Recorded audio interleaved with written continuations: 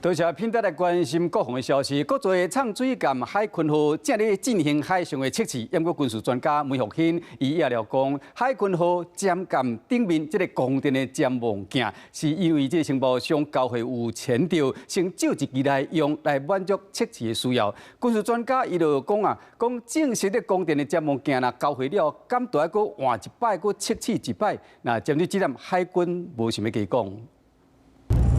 联合头一只国造舰舰海军号7月初铺航到高雄港的外海，完成第3届海测，也地方展出光电潜望镜，也就是俗称的光电准尉。也毋过即摆所红亚出，这支竟然是暂时借来的。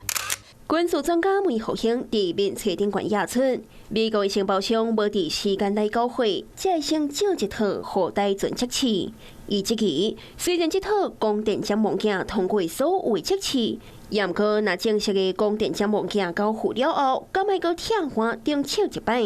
对这件代志，海军是无回应。事实上，根据舰舰小组的调集人王树讲，当时发货生产公司摧毁迄张批，对当知影，照你讲，光电潜望镜应该伫去年1月就爱交货，也毋过一直等到5月，拢也未交。听讲美航公司重新招标，才找到合格次承包商，也毋过必须爱拖6个月到12个月才会当交货。